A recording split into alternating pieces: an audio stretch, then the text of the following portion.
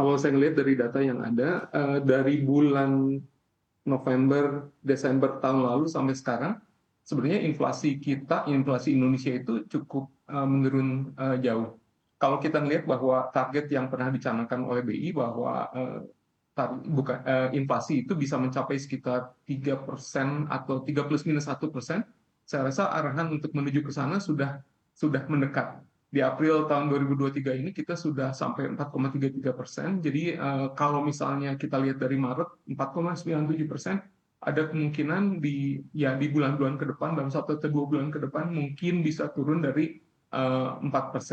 Nah, kalau misalnya inflasi sudah turun sampai ke sana dan kecenderungannya akan turun terus, saya rasa mungkin ada kemungkinan untuk BI untuk mempertahankan terus atau even menurunkan besarnya BI rate di kuartal 3 mungkin.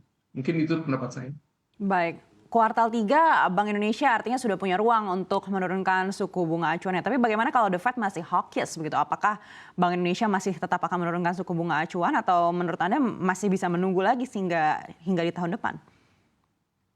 Ya, sebenarnya kalau dari pihak bank kita sebenarnya berharap supaya BI rate-nya mungkin bisa lebih diturunkan. Tapi mungkin dari BI-nya ada beberapa pendapat, ada pertimbangan lain yang akan mempertahankan. Tapi saya rasa BI rate tidak akan naik lagi sih dalam waktu ke depan.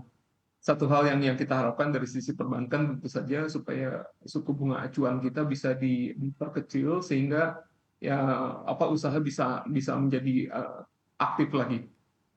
Baik, artinya inflasi 3 plus minus 1% menurut Anda sejauh ini masih cukup realistis?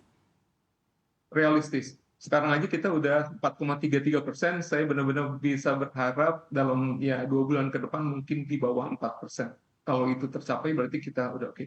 Lagian bulan Ramadan juga sudah berlalu, di mana kegiatan konsumtif yang paling tinggi kita kan sudah berlalu. Ada kemungkinan kita bisa berharap inflasi akan lebih turun lagi. Baik, kalau memang sesuai dengan proyeksi Bapak di kuartal 3 mungkin Bank Indonesia punya ruang untuk menurunkan suku bunga acuan. Apakah ini akan secara signifikan juga memacu kredit konsumer perbankan?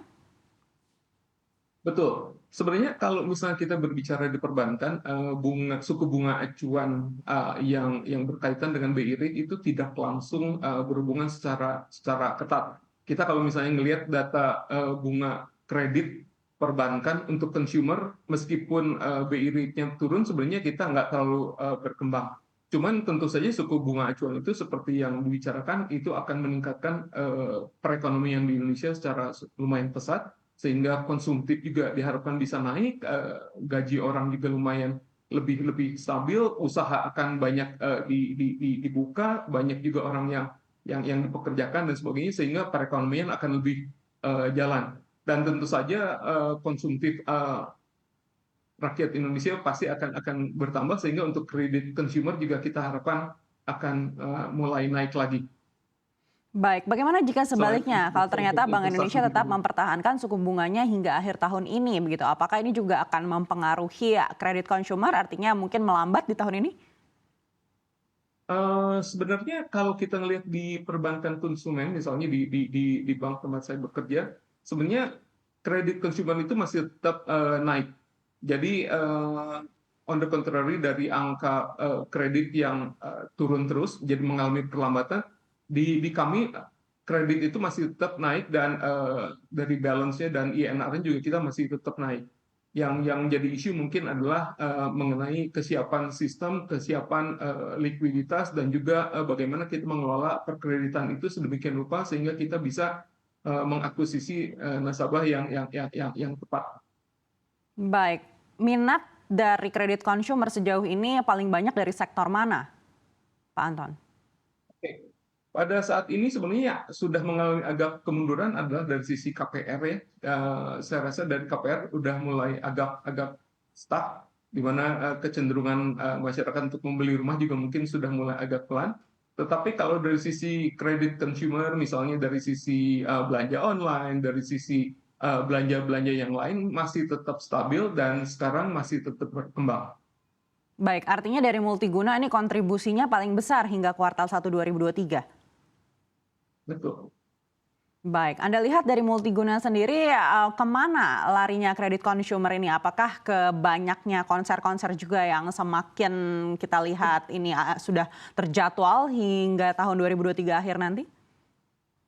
Betul, itu merupakan salah. Jadi kredit konsumtif itu sekarang emang kadang-kadang gimana ya, emang cukup naik, terutama dengan banyaknya konser dan sebagainya.